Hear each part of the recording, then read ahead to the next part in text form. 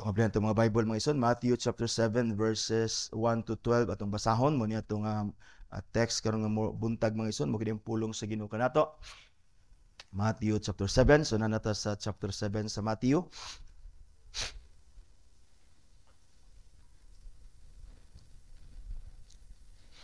Matthew chapter 7 verses 1 to 12.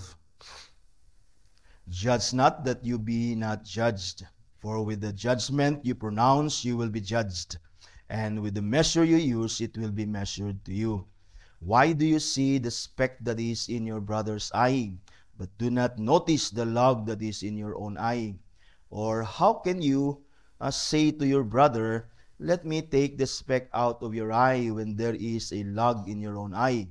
You hypocrite, first take the log out of your own eye, and then you will see clearly to take the speck out of your brother's eye. Do not give dogs what is holy, and do not throw your pearls before pigs, lest they trample them underfoot and turn to attack you.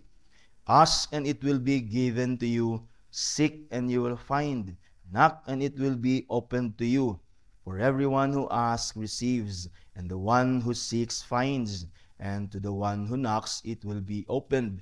Or which one of you, if his son asks him for bread, will give him a stone?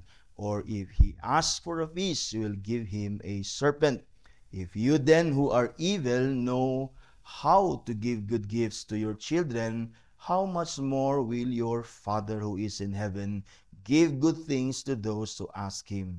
So whatever you wish that others would do to you, do also to them, for this is the law and the prophets. That's why the reading of the Word of God. May He bless the preaching of His Word. Let's pray. Father, we are thankful again nga naay mong pulong, mabasa, mawali, matudlo nga ni kanamo.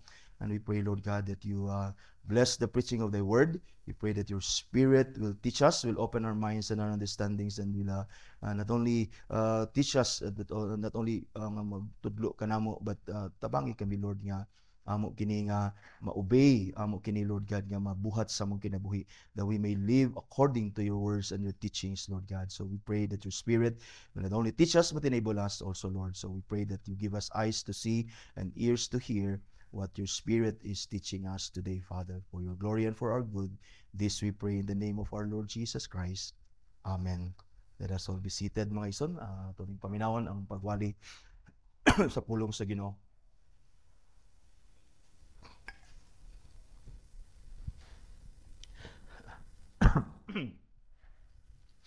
Kaya ito sa pagpaminaw sa pulong sa Ginoo, mga ison.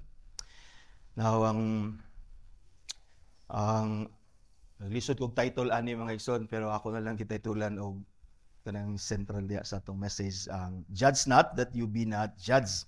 But ang pangutana, mga ison, unsa may pasabot ni Jesus sa iyang command nga judge not that you be not judged, tungod kay usa kini sa verses, mga ison, sa scripture that is most misunderstood, misused, or taken out of context. Kani nga verse, mga ison, many use this verse, possibly usapod kita gagamit ani nga verse when we are corrected, mga ison, or when somebody points our misdeeds or tries to correct us, mga ison, ato dayon ni nga i-quote nga verse, di ba, when they judge not. Wala ta, di ba, usay gamito nato ni nga verse, mga ison, to the point that ma-miss nato ang necessary nga correction.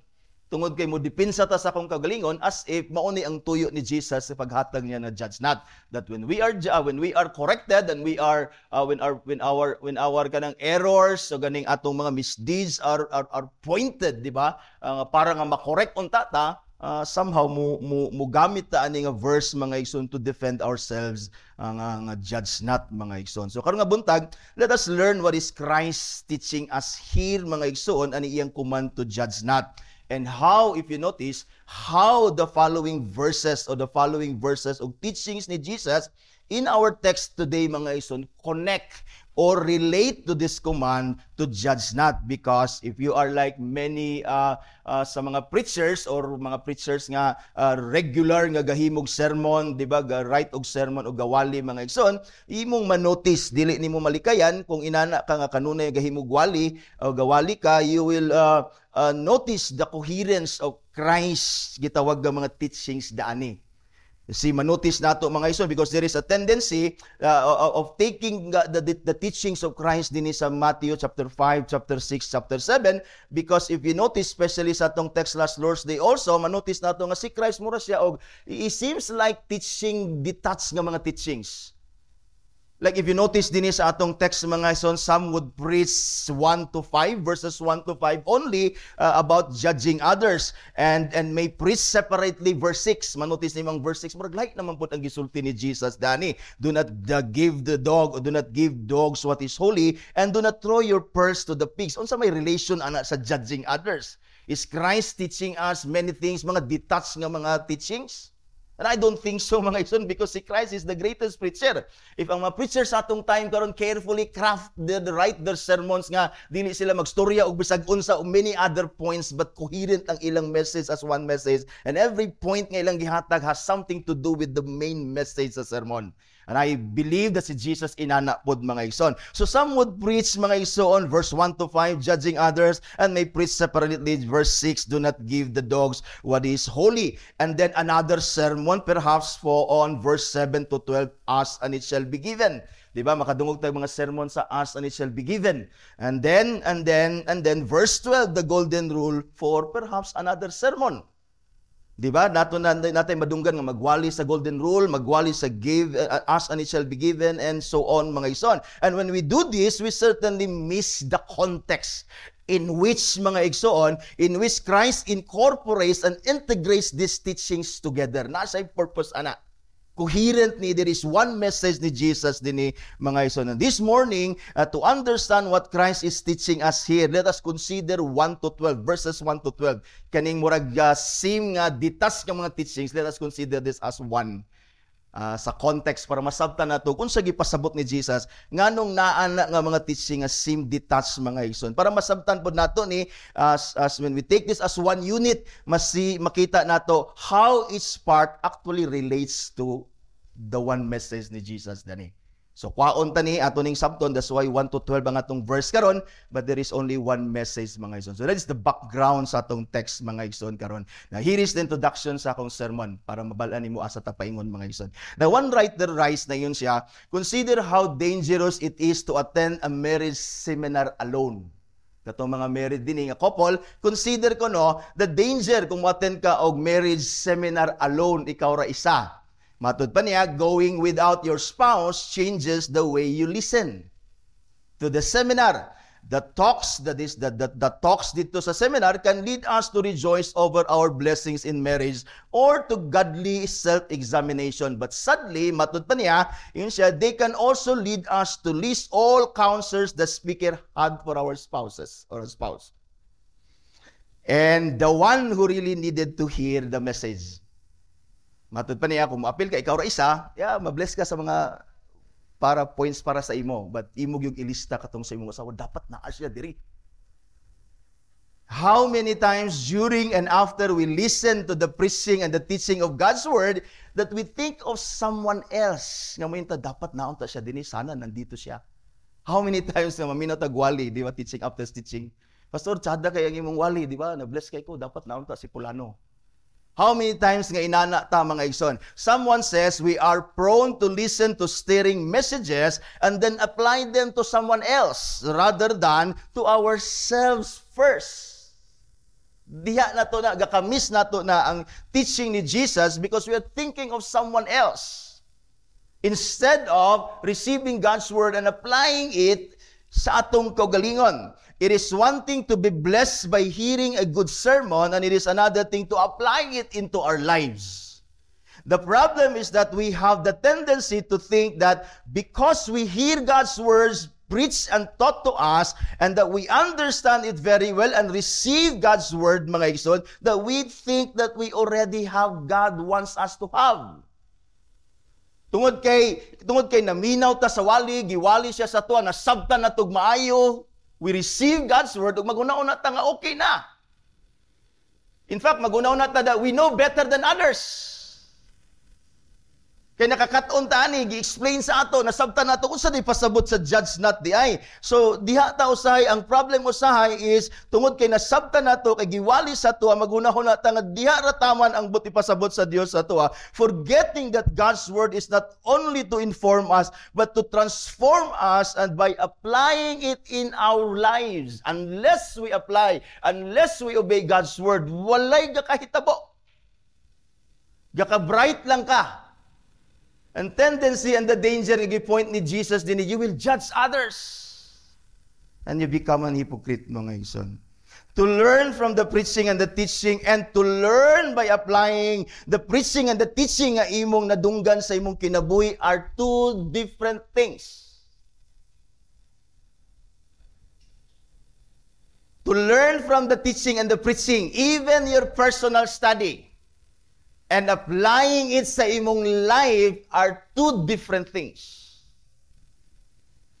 That's why si Paul nag-warn siya, knowledge puffs up. Kaya dagan mga tao, ga-study, failing to apply it, they will judge others, mga igsoon, nga wala nag-apply sa ilang kinabuhi. Na in the very first place, siya po mismo wala mag-apply. Mo ni ang point ni Jesus din ni mga igsoon. We learn God's word not only by hearing it, but by obeying it or applying it in our lives. That is what Paul meant when he urged the Philippians to work out your salvation with fear and trembling. Why? For it is God who works in you both to will to work and for His good pleasure. You see? The problem is not only that we fail to apply Christ's teachings in our lives, but worse is our tendency to judge others who are not obeying God's word that we have learned ourselves, to the point that we become the standard, judging and condemning others who are not living according to Christ's teaching. That is our tendency. When we learn, we use God's teachings to condemn others.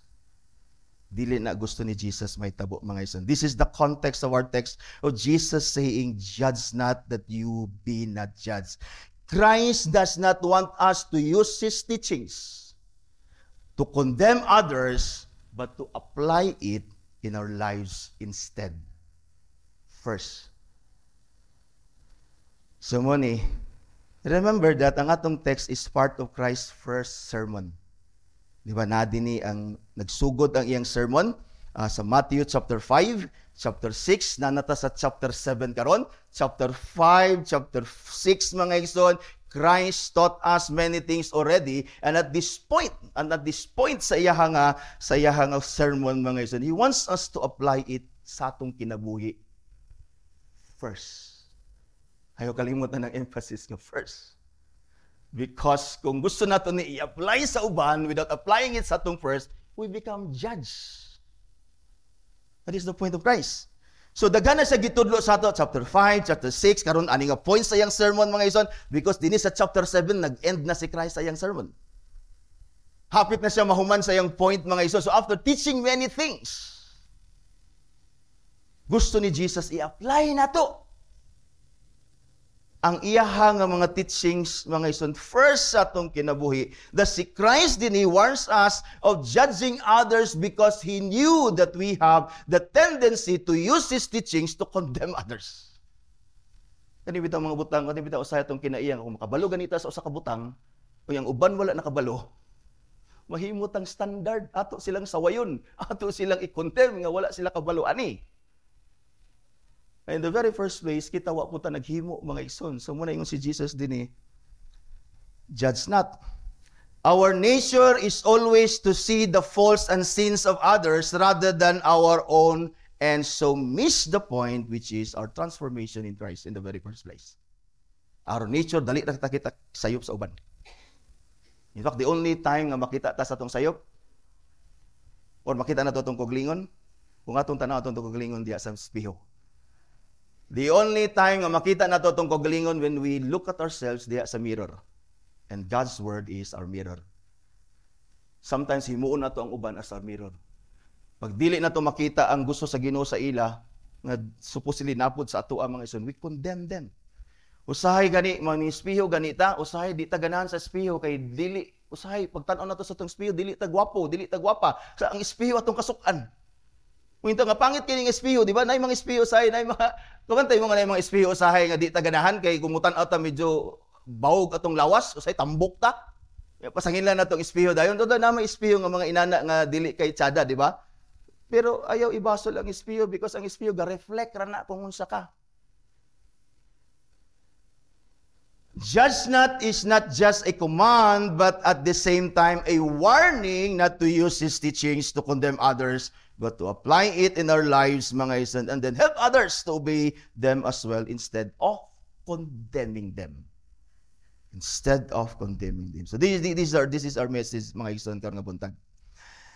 Instead of judging others, Jesus wants us by God's grace, notice, by God's grace, nana sa itong point karon, to apply His teachings first to ourselves and then out of love, not out of condemnation, help others to do the same. Ang balikon mo ni ang atong message karon, mo ni ang point ni Christ sa iyang teachings nga murag detached, but this is one message ni Christ. He wants us, instead of judging others, that by God's grace to apply His teachings, all His teachings into our life, first in our lives, and then out of love, mga ison, help others do the same. Not the other way around. Daghan kayo kapanudlo nga sila mismo wala naghimo sa pulong sa Dios. So, diserta manudlo, see to it that you apply God's word nga imong ginatudlo ngadto sa uban, mga ison. In other words, Christ wants us to focus on ourselves first before we insist or before we teach it on others, so that we may not become like hypocrites. Verse 5. That is judging others when we, in the very first place, fail to apply God's word in our lives. Di na gusto mo Jesus may tabo. Well, it is good to teach others. But when you teach others nga wala nimo gibuhat, you are an hypocrite atubangan sa Ginoo. Di niya gusto ni Jesus may tabo. Gusto niya that when we obey His word, we obey it first and then we teach them to others, mga iso. In this context, let us consider three things. So in this context, let us consider three things. Let us understand, in other words, kaning mga sim-detached nga mga teachings ni Jesus in the context of He wants us to apply His words, teachings first sa atong kanabuhi. By God's grace. And let us help others out of love that they may also obey them, mga igsoon. So first is, atong i-consider din, Jesus forbids us to judge others critically. Second, sa second point na to, Jesus encourages us to judge others rightly, on the other hand. So He forbids us to judge others critically, but on the other hand, He encourages us to judge others rightly. And then our third point mga igsoon, let us notice that Jesus exhorts us to turn to God for grace humbly, that we may be able not to judge others critically and to judge others rightly, mga igsoon. And then let's conclude ani atong message sa conclusion ni Jesus pod sa portion sa sermon with the golden rule. And let us see why gi-conclude ni Jesus ang iyahang sermon with the golden rule. So in other words, kaning detached nga mga teachings ni Christ are actually usaray tuyo ni Jesus dani, mga igsoon. So first is, Jesus forbids us to judge others critically. In other words, si Christ is not forbidding us to judge. It is always right to judge. It is always right to judge, mga igsoon. For sure, Jesus does not forbid us all forms of judging. He is not saying that we must not criticize anything. Jesus does not forbid the evaluation of others, but the condemnation of others. Someone writes, Jesus prohibits a critical spirit, but does not forbid all use of critical faculty. Jesus does not forbid evaluation of others, but the condemnation of others. Ingon siya, in other words, judge not here prohibits certain kinds of judgment, but not all. Not all kinds of judgment nga forbid ni Christ. Certain kinds of judgment. Because even sa John chapter 7, si Jesus nag-ingon siya dito, John chapter 7 verse 24, do not judge by appearance, but judge with right judgment. In other words, si Christ is not forbidding us to judge. The apostles also say that judgment is necessary. For example, si John sa 1 John chapter 4 verse 1, Beloved, do not believe every spirit, but test. Judge the spirit, discern, determine We are to judge, mga igsoon. Paul judged Peter rightly. He was an hypocrite at some point in his time sa iyahang pag-minister, mga igsoon. God in the Old Testament appointed judges. Even in our time we have judges. God is not against judges. He himself appointed judges. And then daily life also forces us to make assessments. We must discern whether something or someone is good or evil or bad. So in other words, Christ is not forbidding us all kinds of judgment. But what is Jesus forbidding and condemning here? Again, in context, Jesus expects us to obey all His teachings sa atong kinabuhi first. And knowing that we have the tendency to use His teachings to criticize and to judge others instead, therefore, what Christ is forbidding us here is the spirit of kaning gitawag nga censoriousness. Kaning gitawag nga judging others critically, harshly, without mercy, and without love, just because they do not live according to God's teachings. We condemn them. That is what Christ is forbidding us here. He wants us to show, on the other hand, mercy to others. As we have received mercy from God, Jesus wants us, mga son, to be loving to others and be patient with them, just as God is to us, instead of condemning them.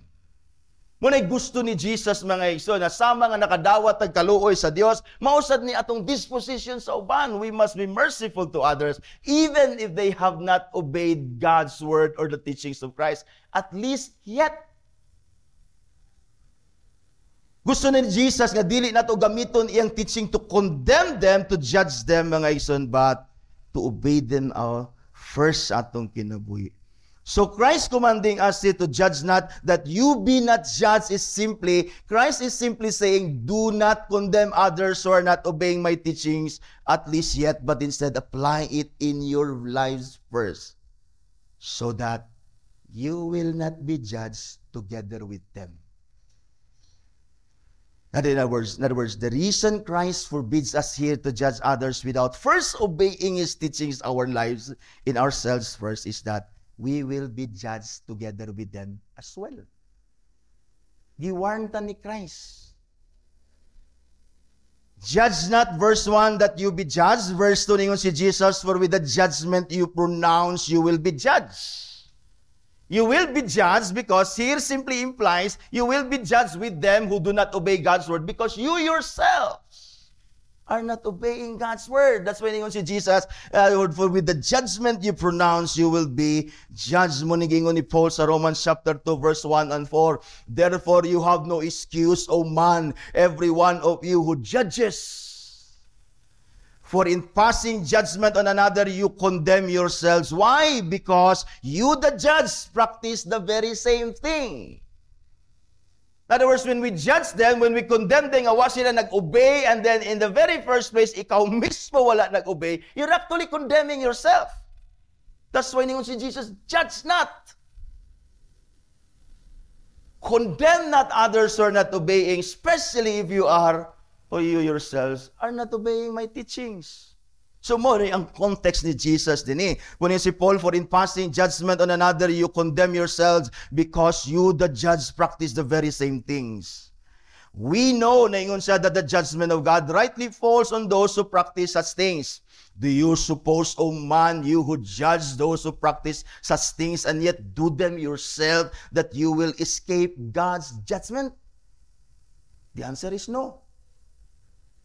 Or do you presume that the riches of the kindness and forbearance and patience of God, not knowing that God's kindness and His patience meant to lead you to repentance? In other words, Christ is saying, you do not judge them. If they're not obeying my teachings, you obey them first. Because if you judge them and not obeying them, you will be judged together with them as well. And Christ is saying here, do not judge them.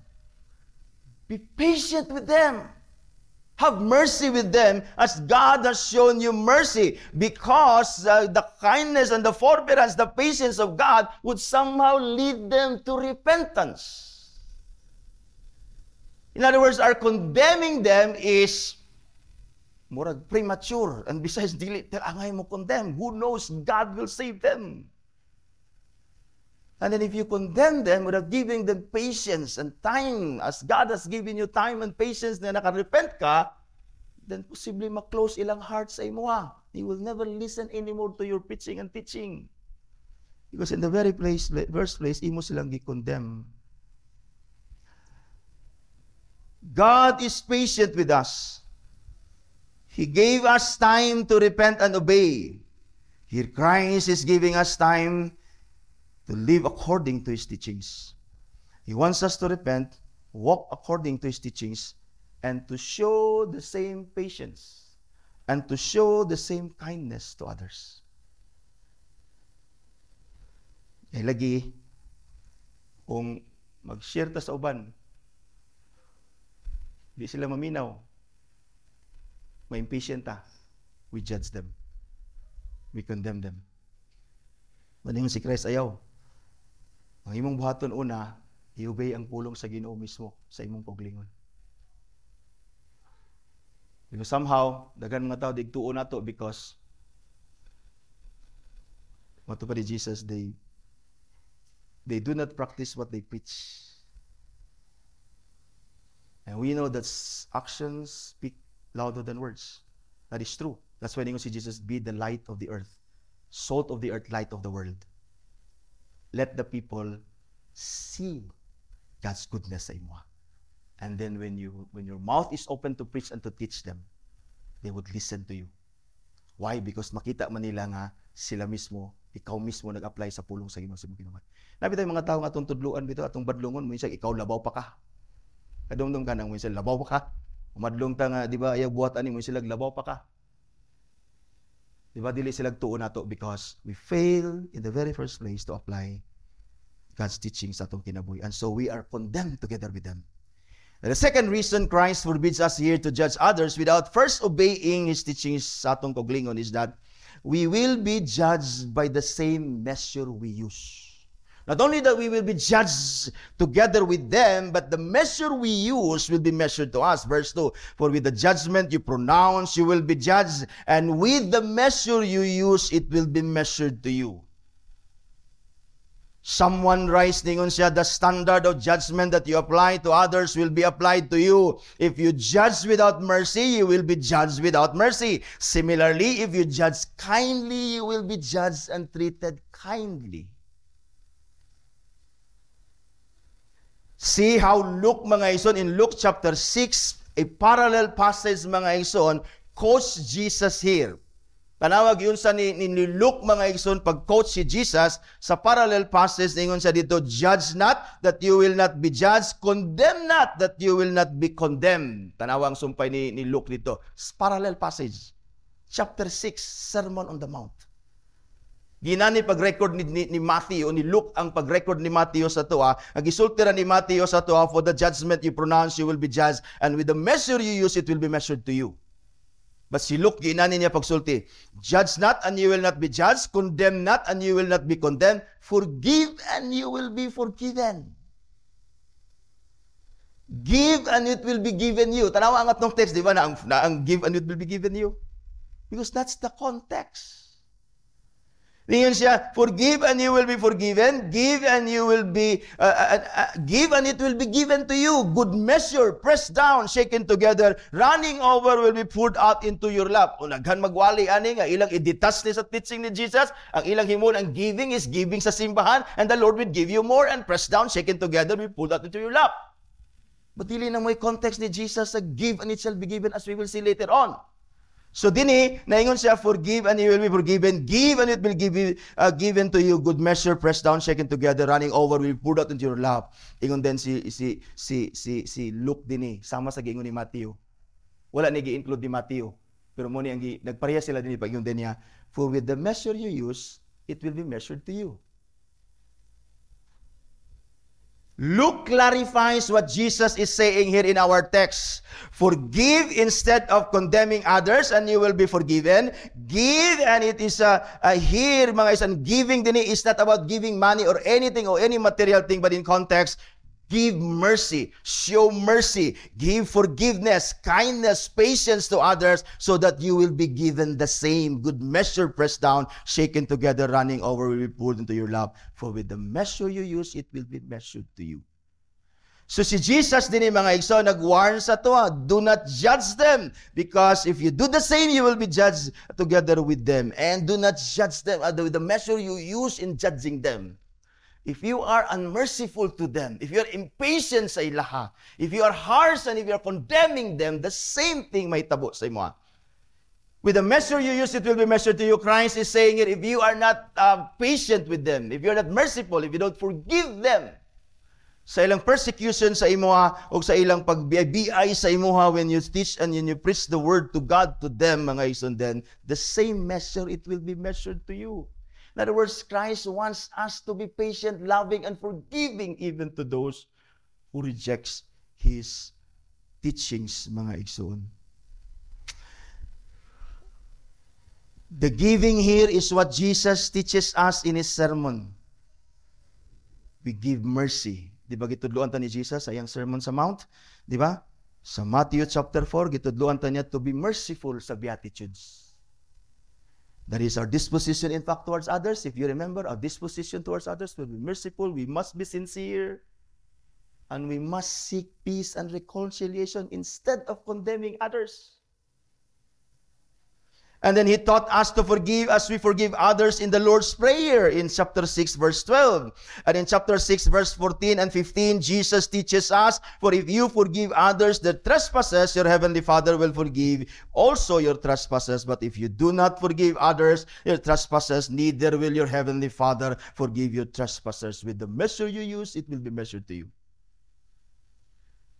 And back in chapter 5, verse 44, Jesus commands us to love our enemies and to pray for those who persecute us.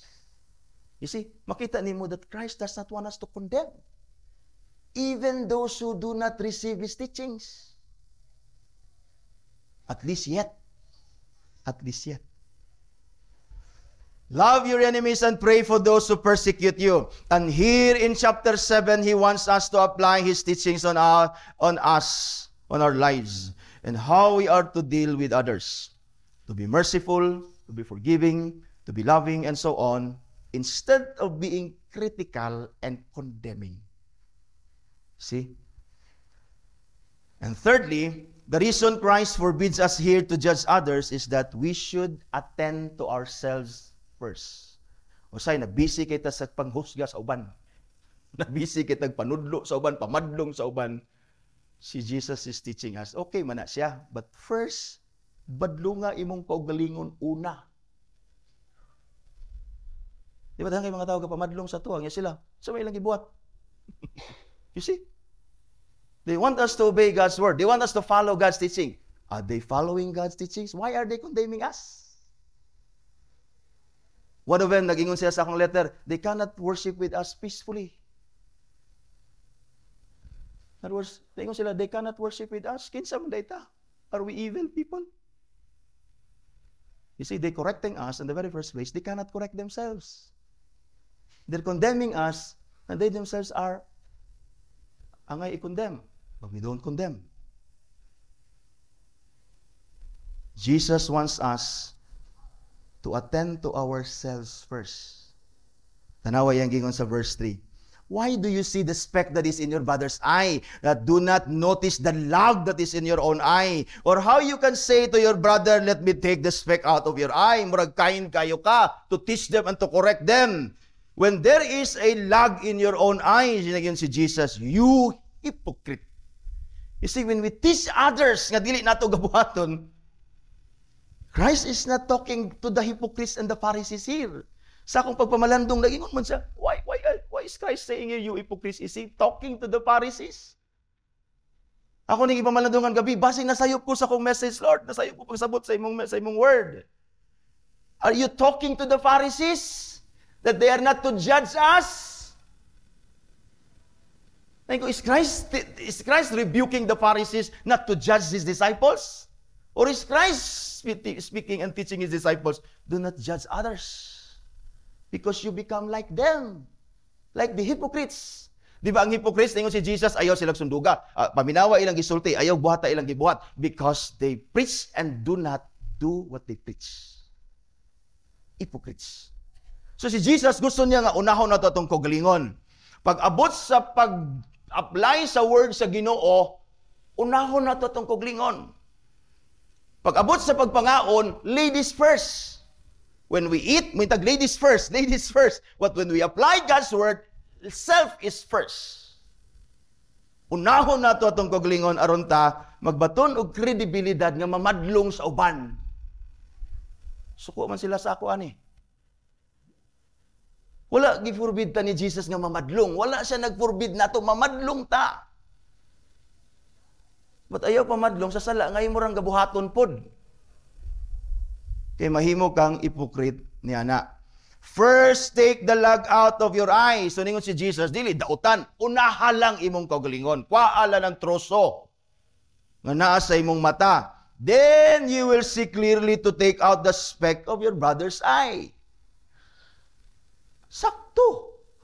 So, man mo pagkuha sa iyang muta nga troso man ang imo. Kuhasa na imong troso para makita nimong gamay kay niya nga muta. Di ba sakto si Jesus? Wala siya nag-forbid na ito nga mamadlong. Wala. Pero ayaw sige pamadlong, alabaw pa kang badlungon.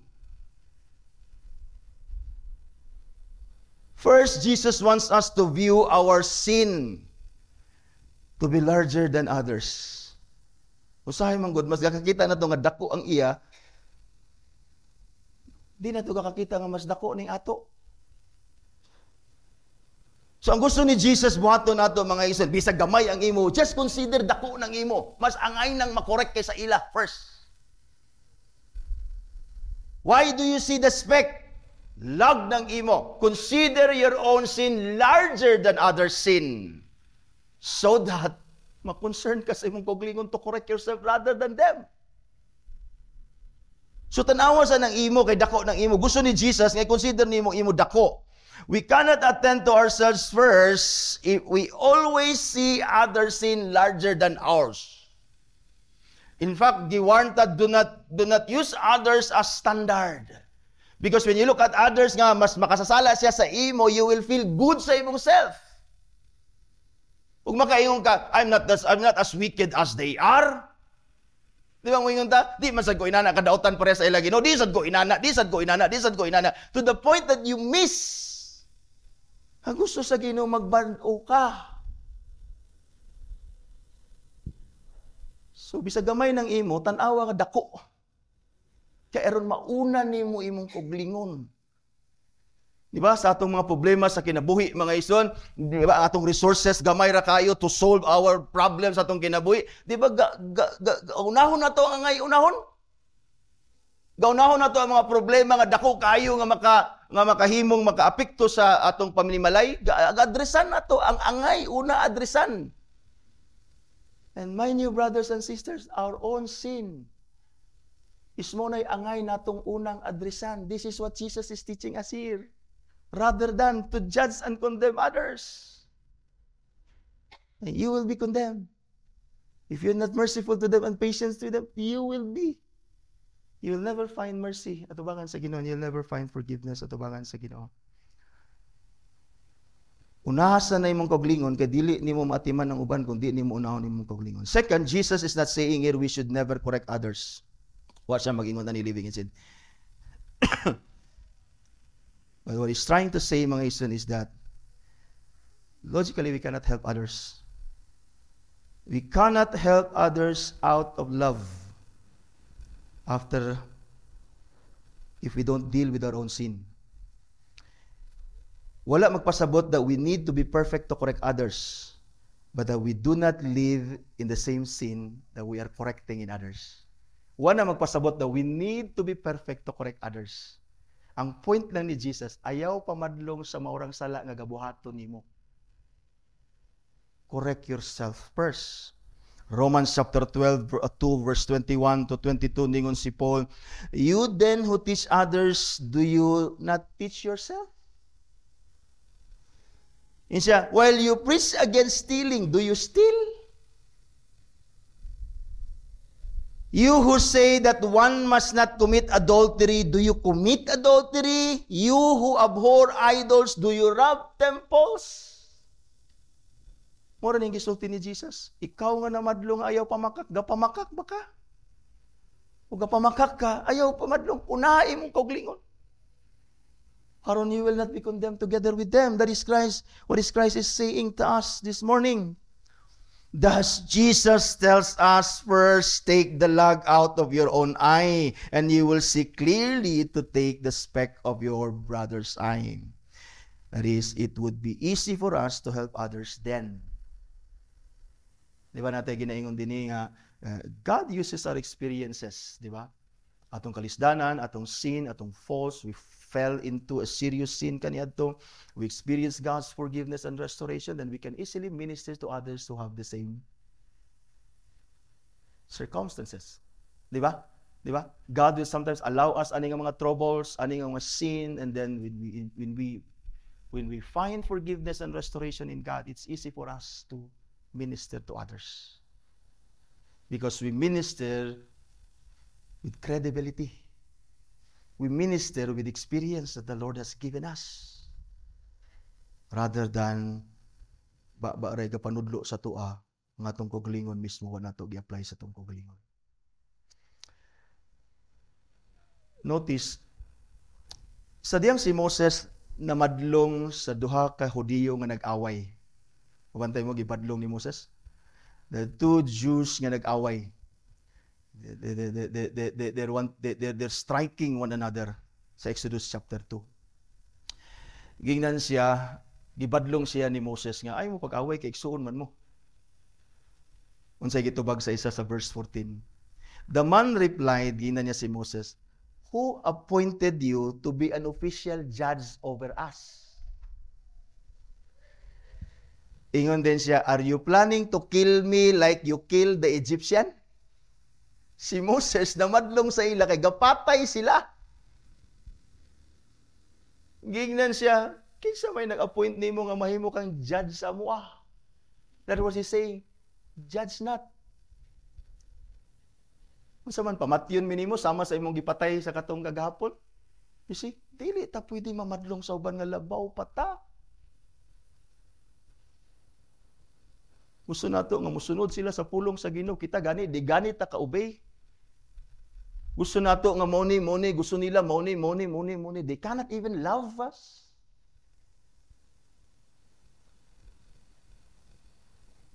Sorry kayo. Manang usa sa ilan nag-ingon, Pastor, ayaw mi iwali. Ayaw i-mention ang mga ngalan. Yeah, I'll never mention your names.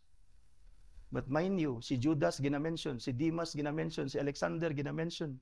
But I will refrain from mentioning your name until, I don't know, because ang inyong gibuhat, you are an example. But sadly, you're a bad example. And for us to learn from, salamat sa inyong bad example. And I hope we will learn from it. You say, dili ta pwede mamadlong. Si Moses, girebuke siya. Si Moses na ganito. Jesus is saying us, mga igsoon din aron nga mahimot ang effective kayog angay kay mamadlong sa uban. Atong badlongon atong koglingon una. Di ba na mayo? Magbinadlongay sa tas atong koglingon, sa atong magbinadlongay sa uban. That's why kami nga magwawali, we see to it. And by God's providence, I have done what the Lord wants me to teach sa inyo. Ang katong nagdunggab sa akong ligid, gabalik-balik pa siya sa akong hunahuna karon. I know him. O kabalo ko ang sakyanan, ginaparking niya, pwede ko na dunggabon ang upat. Pagkabalik-balik sa akong hunahuna, do not repay evil with evil. Let God avenge. Siya'y manimalos. Tingkulod, ikaw na lang manimalos ako. I forgive you. Di na lang gid ko mahilabot sa iya. Because we must obey God's word so that we can teach others.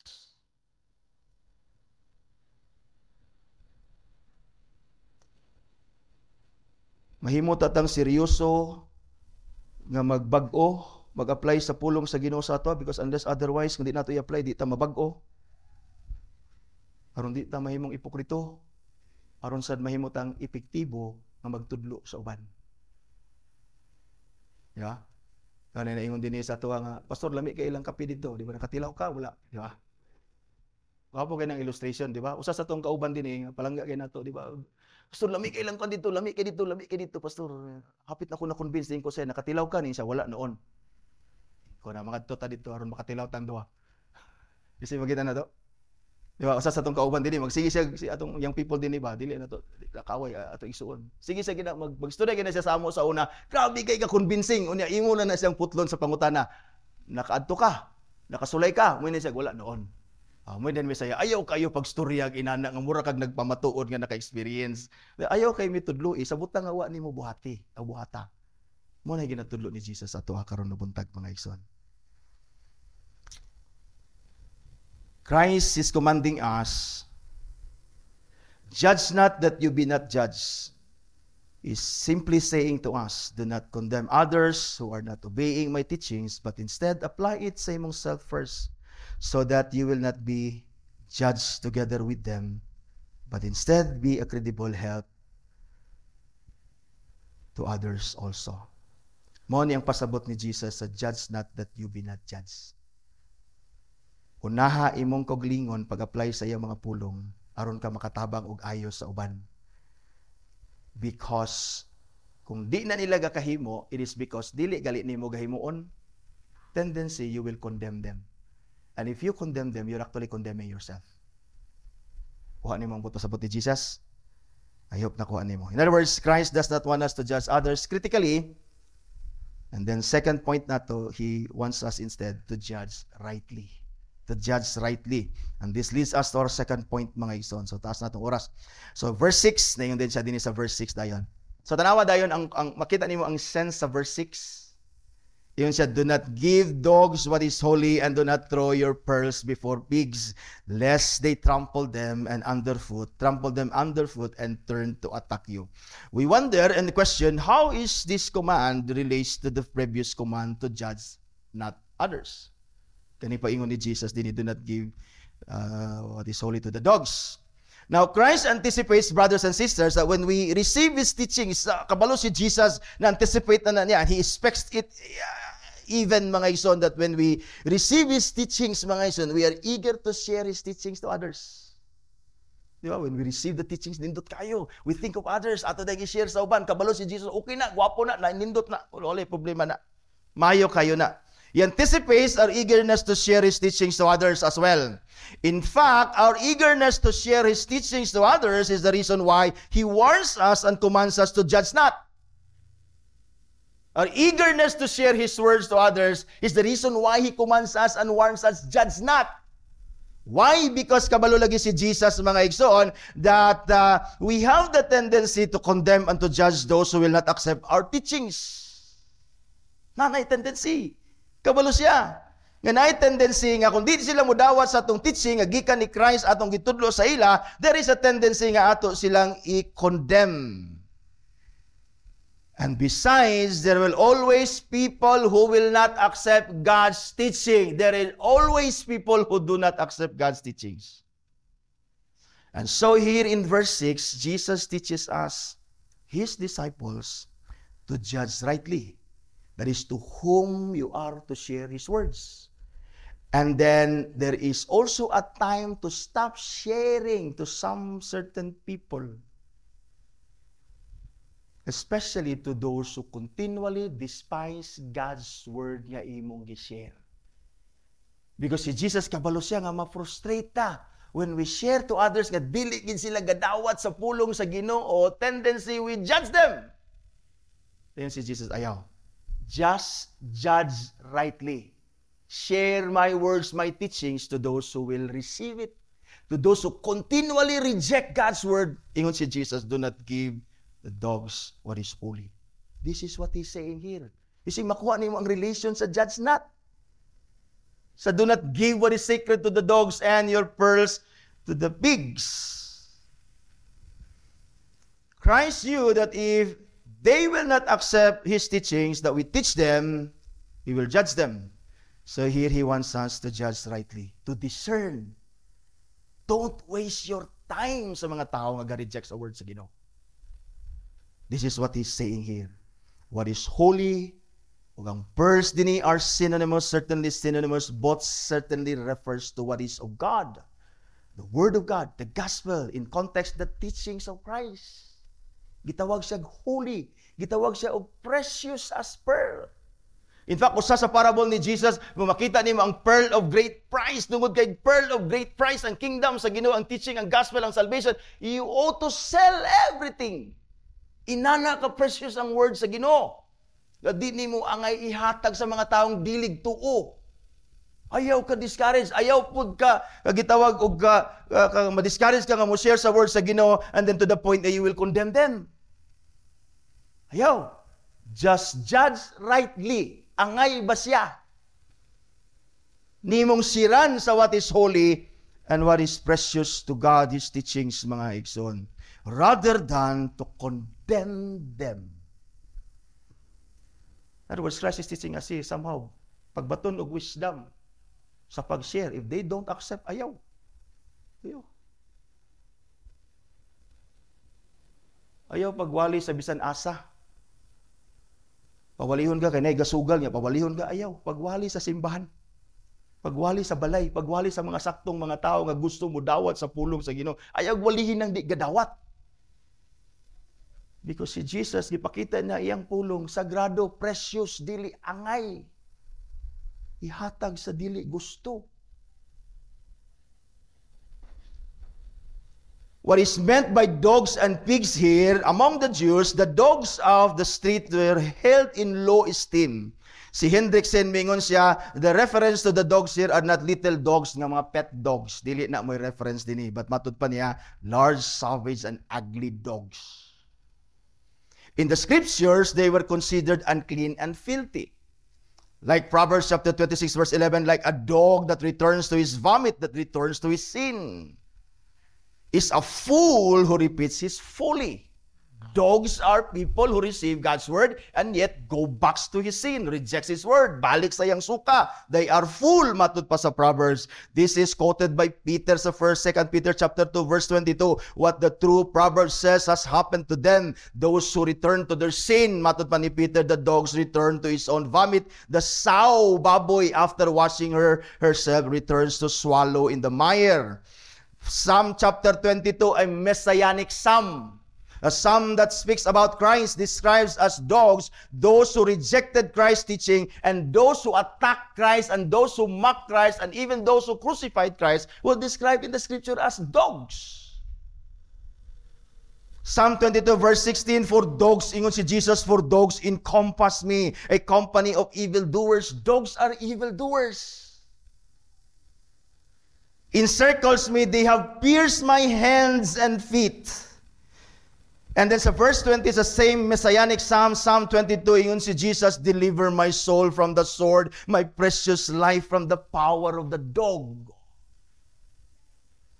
Thus, in the book of Revelation, in heaven, dogs are found outside heaven because they rejected Christ and His teachings. Revelation chapter 22, 14 to 15, blessed are those who wash their robes so that they may have the right to the tree of life and that they may enter the city by the gates. Outside are the dogs. The sorcerers, the sexually immoral, the murderers, the idolaters, and everyone who loves practices falsehood. You see, makita nimo, dogs here are those who are enemies of Christ. Makita nimo that they reject the gospel, ayaw iwali sa ila. Ayaw. But ayaw sila i-condemn. This is what Jesus is teaching us here. On the other hand, the scripture speaks of pigs, hogs, sows, swine. Consider gyapon ni sila nga unclean and filthy as well. In the Old Testament, swine are considered unclean animals, and the eating of the kaning ilang meat is an abomination to the Lord. Remember that the demons chose to be cast out into the pigs. And then sa 2 Peter again, the sow, after washing herself, returns to wallow in the mire. In other words, dogs and pigs are those who do not take God's word seriously.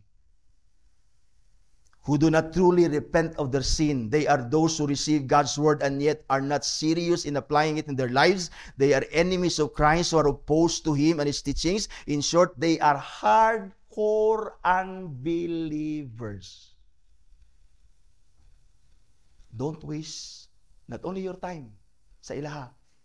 Judge rightly. Don't waste your time sa ilaha. Not only waste your time, don't give God's word who is sacred and precious to them.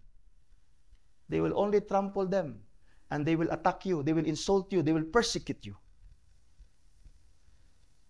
So Christ wants us here to judge rightly. Hendrickson says, ingon siya, that Christ's disciples must not endlessly continue to bring the gospel message to whom that scorns it. Siya ayaw, ang disciple ni Christ, dili ta endlessly nga mo continue, nga mo dala sa gospel sa ila to those who scorn the gospel. Ingon siya, to be sure, patience must be exercised, but there is a limit. Ingon siya, a moment arrives when constant resistance of the gracious invitation must be punished by the departure of the messenger of the good tidings. Si Jesus, iyang gisugo iyang mga disciples 2 by 2. Adtos balay, iwali ang gospel. Pag di sila mo dawat, unsay gingon? Tak-tak ang abog, sibat. Na time nga di ta mo share sa gospel, especially to those, again, who reject ang oppose. But do not condemn them. Be gracious, be loving, and continue to pray for them. Instead nga masuko ta sa ilaha, pag makondemn nato sila. Mga igsoon. Thus Christ, if you notice the scripture, Christ was patient with Thomas. He was patient with Thomas who did not believe his resurrection. He was patient, forgiving with Peter who denied him. But for Herod Antipas, who often had been warned and had disregarded the admonition and the word of God, notice, Jesus had no words for him. Manotice niyo sa Luke chapter 23, ningon si Luke dito, verse 9, si Herod, gi-question niya si Jesus. He questioned Jesus at some length. Daghan siyang pangutana kan Jesus. But ningon si Luke, but he made no answer. Gwapo nung dato siran sa gospel si Herod, oh. Si Jesus nagutuntay mo share. Pero wala si Jesus mo share. Because si Jesus na sayod, we must not give what is sacred to the dogs. Notice. Remember sa Luke chapter 13, when some of the Pharisees came and warned Jesus to flee from King Herod because King Herod wanted to kill him. Unsay response ni Jesus? Go and tell the fox. Yahang gi-refer si Herod as fox. Kabalo ba ka kung pag imong i-google, foxes belong to the Canidae family, the canine, the canine. Kanang gitawag na to nga canine. Canine, apil diha ang dogs, wolves, foxes, and others. In other words, Christ saying, referring to Herod as a fox, he is referring to Herod as a dog. He's an enemy of the gospel. That's why si Christ never had a word for him bisag isa. Daghan kay siyang pangutana, wa gid siya motubag bisag usa. Basin usa siyang pangutana, unsaon ako nga maluwas ko? Maghilom si Jesus kay nganuman bisag isulti niya di gyapon ang mutuo. Kasi kuno mga tao nga makita nimong mutuo, ayaw i-share ang gospel. Ayaw i-share ang gospel. Do not give what is sacred to the dogs and what is holy to the sow. Nito sa atong last point. But before tamo to sa atong last point, let us ang atong tan-awon ang atong nagian. The first point dininingon siya si Jesus, judge not. Christ does not want us to be critical to others who do not obey His teachings, the gospel and the word of God, but simply first to apply it sa atong kinabuhi. Not easy. It's not easy. Gusto ta manudlo eh. It's not easy. And our second point, after applying His teaching and obeying the gospel, Christ expects us to share them to others. But we must judge rightly. Is it easy or not? It's not easy. Both are not easy. Sa hadlok ta nga ato ning i-judge as dog. Ay dili. It's not easy, brothers and sisters.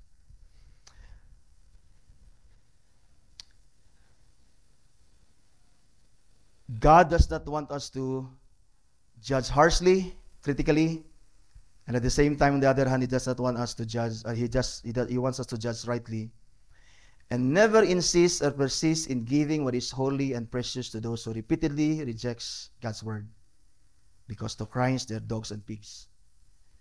We need God's grace in both commands. We need God's grace in both commands. In applying Christ's teaching sa tong kuglingon, di lang din sa 1 to 6, not to be angry with anybody so that we cannot murder from the heart, so on and so forth, those teachings ni Christ previously, to be perfect as our Heavenly Father is perfect, to be careful not to act our righteousness in order to be seen by others, not to worry about anything but to seek first God's kingdom and His righteousness, and to hear, to judge not that you may not be judged, and not to give the pearls and precious to the dogs and to the pigs. Dili nato ni mahimo on our own. Many teachings, we cannot obey them on our own strength. We need God's grace, because we are always tempted to use His teachings to condemn to others instead of making use or making sure that we apply it in our lives. And we need God's grace as well in preaching the gospel to others, because we are impatient. We are condemning. As Hendrickson says, not to be hypercritical, but to be critical. To be humble and patient, yet not too patient, for we must judge and judge rightly. We need God's grace. Both command ni Christ ato. And the question is, sama sa gi-question ni Paul sa mga Corinthians, who is sufficient for these things?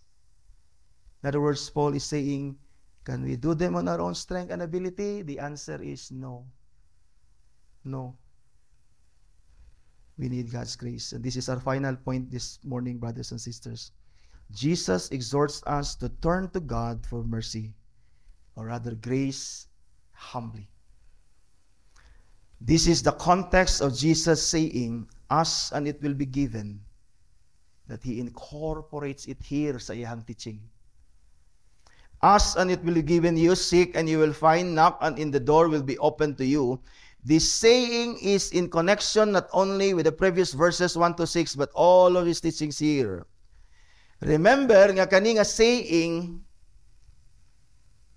gagamito ni Jesus sa other contexts or other settings, but the same ang purpose. Na-notice nimo, mga ison sa Luke chapter 13, kung mato ka sa Luke chapter 13, gigamit niya po ni Jesus.